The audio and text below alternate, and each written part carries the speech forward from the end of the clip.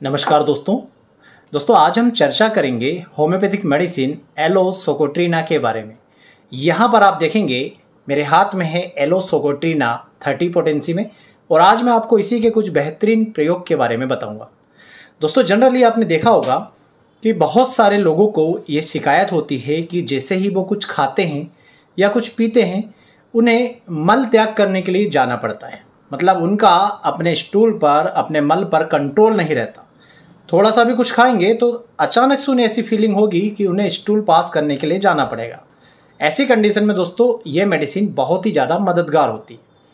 इस मेडिसिन का काम क्या होता है कि हमारे मल त्याग करने का स्थान यानी हमारा जो एनस होता है वहाँ पर कुछ मसल्स होती है जो हमारे मल द्वार को सिकोड़ने का काम करती है, मल द्वार को संकुचित करने का काम करती है। तो वो मलद्वार की मांसपेशियाँ यदि प्रॉपरली वर्क करेगी और मलद्वार को सही तरीके से संकुचित करेगी तो अचानक खाना खाते या कुछ पीते ही मल त्याग करने के लिए नहीं दौड़ना पड़ेगा, क्योंकि चूंकि वो मांसपेशियाँ काम कर रही है, मलद्वार संकुचित हो जाएगा तो हमें अंदर से ऐसी फीलिंग नहीं आएगी कि हमें तुरंत ही मल पास करना है। तो ऐसे लोग जो खाना खाते ही या कुछ पीते ही तुरंत ही मल पास करने के लिए, स्टूल पास करने के लिए जाते हैं, यदि ऐसे लोग एलोसोकोट्रिना का सेवन करेंगे तो उन्हें राहत मिलती है। ऐसे लोगों के लिए एलोसोकोट्रिना को 4-4 बूंद सुबह दोपहर रात दिन में 3 बार दिया जाता है। दोस्तों दूसरा इस मेडिसिन का लक्षण क्या होता है कि कई सारे लोगों को मन में ये डर बना रहता है कि जब भी वो यूरिन पास करेंगे या यदि उन्हें गैस निकल रही है और वो गैस पास करने की कोशिश करेंगे तो यूरिन या गैस के साथ साथ मल भी अपने आप बाहर निकल जाएगा।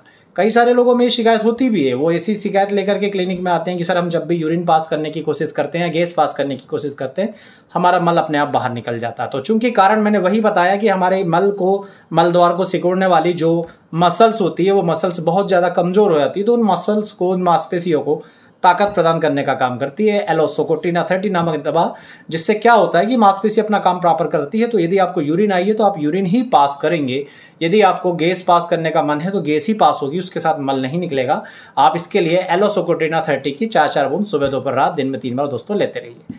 तीसरा लक्षण या तीसरी जगह है जहां पर एलोसोकोट्रिना यूज होता है, बहुत सारे लोगों को लगातार गुदा प्रदेश में यानी जहां पर मल पास करते हैं उस जगह पर लगातार भारीपन का एहसास होता है।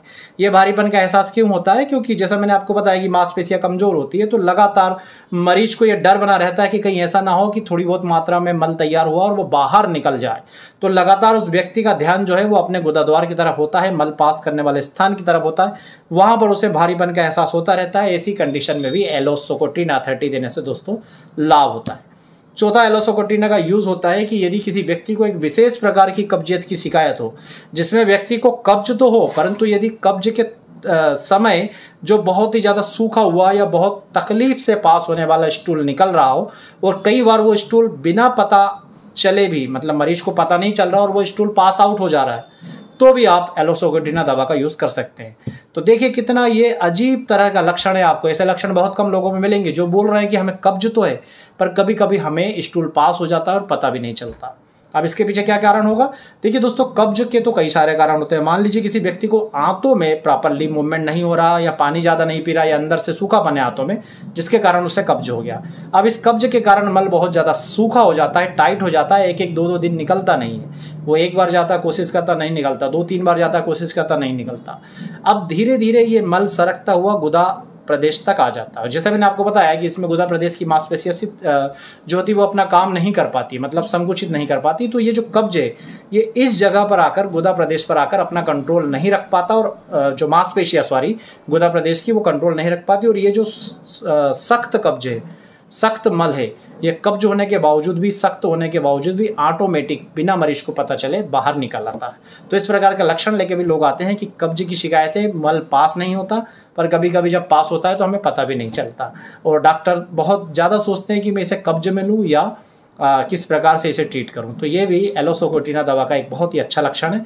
आप इस लक्षण पे एलोसोकोट्रिना दवा जो है दोस्तों दे सकते हैं 4-4 बूंदे दिन में 3 बार। ये जो दवा है ये आंव के लिए भी बहुत ही ज़्यादा मशहूर दवा है। यदि किसी व्यक्ति को आंव जा रही हो, इस दवा का लक्षण क्या होता है कि व्यक्ति जब भी सोच करने के लिए जाता है तो सोच आने से पहले ही उसे काफ़ी सारा आंव जो है वो बाहर निकल जाता है, या यदि वो सोच के लिए गया है तो मल से लिपटा हुआ काफ़ी सारा आंव बाहर निकलता है। तो इस प्रकार यदि आप इस प्रकार के केसेस में एलोसोकोट्रिना का यूज़ करेंगे, देखिए एलोसोकोट्रिना जो दवा है वो एलोवेरा से तैयार होती है। आपके मन में यदि ये सिम्टम्स बन गया, हमेशा के लिए आप इस मेडिसिन को याद कर लेंगे। तो आप जब भी एलोवेरा को देखेंगे या उसे तोड़ेंगे तो आपको जेली जैसा बहुत ही ज़्यादा चिकनापन लिए हुए जो है एलोवेरा दिखाई देता है। तो उसी प्रकार से कई सारे लोगों में शिकायत होती है कि जब वो सोच के लिए जाते हैं तो सोच से पहले ही बहुत ही ज़्यादा चिकना आंव जो है या तो सोच से पहले लगातार गिरता रहता है या फिर मल के साथ लिपटा हुआ आता है। तो उस कंडीशन में आप इस मेडिसिन का यूज़ कीजिए, बहुत ही अच्छे बेनिफिट आपको मिलेंगे। दवा देने का तरीका वही रहेगा, 4 बूंद सुबह, 4 बूंद दोपहर और 4 बूंद रात में। अब दोस्तों ये जो मेडिसिन है ये पाइल्स के लिए, बवासीर के लिए भी एक बहुत ही प्रमुख मेडिसिन है। ये बहुत प्रमुख इसलिए है क्योंकि इसकी पाइल्स में तुलना जो है नक्स भूमिका से भी की जाती है और सल्फर से भी की जाती है।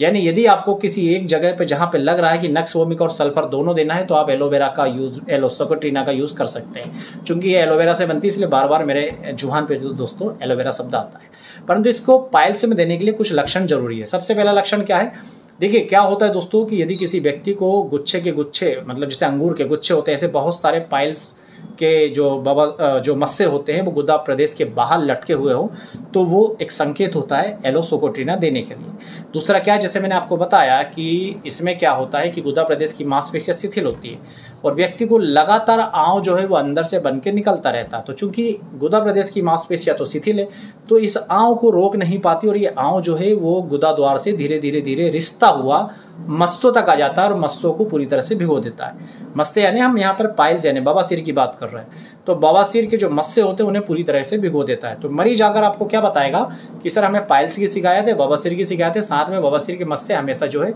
चिपचिपे रहते हैं, ऐसा लगता है कि वहाँ पर कुछ आंव जैसा, कुछ चिपचिपा जेली जैसा है। तो यहाँ पर आप समझ जाइए कि ये एलोसोकोट्रिना देने की तरफ इशारा कर रहा है। दूसरी बात, उस मरीज को लगातार अपने गुदा प्रदेश में जो है भारीपन का एहसास होता रहेगा, ऐसा लगेगा जैसे गुदा प्रदेश में बहुत सारी चीज़ें इकट्ठा हुई है। तो भारीपन भी एक बहुत ही महत्वपूर्ण लक्षण है एलोसोकोट्रिना का। तीसरी बात, मरीज को जब भी वो ठंडे पानी से इन मस्सों को धोएगा, अपने बवासीर के मस्सों को धोएगा तो उसे आराम मिलेगा, क्योंकि एलोसोकोट्रिना में जो बवासीर के मस्से होते हैं वो बहुत ज़्यादा सेंसिटिव होते हैं। मतलब हल्का सा भी हाथ यदि वहाँ पर लगेगा तो मरीज को उन मस्सों में दुखन होगी, दर्द महसूस होगा, तकलीफ होगी। तो वो उन मस्सों में यदि ठंडे पानी से धोएगा तो उसे बहुत ज़्यादा आराम लगेगा और उन मस्सों में हल्की हल्की सी खुजली भी चलती रहती है। तो ये बहुत ही शानदार लक्षण है। यदि इस प्रकार के बवासीर के केसेस में आप अपनी दूसरी मेडिसिन के साथ एलोसोकोट्रिना देंगे तो बेहतरीन रिजल्ट मिलेंगे। कई सारे लोग मतलब जो नए होम्योपैथिक डॉक्टर हैं वो बहुत ज़्यादा कंफ्यूज रहते हैं कि हमने सारी मेडिसिन यूज़ कर ली, हमने हेमामेलिस दे लिया, हमने एस्कुलस दे दिया, कोलिनसोनिया दे दिया, बहुत सारी मेडिसिन, रेटानिया, पायोनिया, सल्फर, नक्स भूमिका, पाइल्स के लिए बहुत सी मेडिसिन यूज़ की, कैलकेरिया फ्लोर यूज़ किया, BC17 यूज़ किया, एपी टेबलेट यूज़ की, पर हमारे बवासीर के मस्से जो पूरी तरह से ठीक क्यों नहीं होते। यदि ऐसे लोग अपनी मेडिसिन में एक बार एलोसोकोट्रिना का यूज़ साथ में करेंगे तो देखेंगे कि जो मस्से बढ़ते हैं वो वापस धीरे धीरे रिग्रेस भी होते हैं। यहाँ पे पाइल्स के मस्सों की बात कर रहा हूँ इस मेडिसिन के लिए, एलोसोकोट्रिना के लिए। इसके अलावा दोस्तों डिसेंट्री के केस में इसका यूज़ होता है। यदि किसी व्यक्ति को बार बार लूज मोशन होने की शिकायत होती है, लूज मोशन के साथ आंव भी जा रही हो, तो इस मेडिसिन का यूज़ करते हैं। और जैसे मैंने बताया कि यदि किसी व्यक्ति को लूज मोशन तो लगे, अच्छा लूज मोशन इसमें जब लगेंगे, डिसेंट्री हो या डायरिया हो, उसमें एलोसोकोट्रिना का यूज़ किया जाता है। पर इसके डायरिया डिसेंट्री में जो लूज मोशन लगेंगे उसकी एक विशेषता है। वो विशेषता क्या, वो जानिए, आपको बड़ा मतलब आप समझेंगे कि होम्योपैथी में कैसे सिम्टम्स के आधार पर दवाएं देते हैं, तो बहुत ही शानदार काम करती है।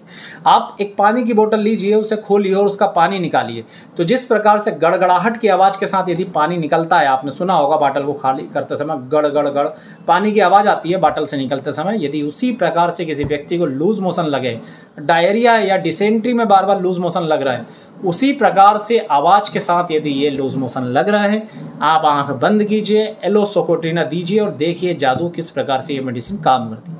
ध्यान दीजिए, यदि केवल लूज मोशन है ये दवा काम नहीं करेगी, परंतु लूज मोशन के साथ जैसे पानी की बाटल खोलकर गड़गड़ाहट की आवाज़ आती है और पानी बाहर गिरता है, उसी प्रकार से किसी को लूज मोशन में दस्त लगे हुए, उसमें जब भी वो मोशन करने के लिए आता है इस प्रकार से गड़गड़ की आवाज़ आती है और उस आवाज़ के साथ लूज मोशन, डायरिया, डिसेंट्री हो रही है, तो वहाँ पर आप यदि देंगे दोस्तों एलोसोकोट्रिना तो आपको एक अलग ही प्रकार के रिजल्ट मिलेंगे। और दोस्तों इस मेडिसिन को लीवर डिसीज़ में भी यूज़ किया जाता है। यदि आपने अभी तक अपनी लीवर के डिसीज़ में लीवर की जानी मानी मेडिसिन कार्डस, चेलिडोनियम, कालमेक या दूसरी मेडिसिन जो है वो यूज़ की है और आपको मन चाहे परिणाम नहीं मिले हैं, तो उन मेडिसिन के साथ एक बार आप एक एड मेडिसिन के रूप में एक बार एलोसोकेट्रिना को ज़रूर यूज़ कीजिएगा।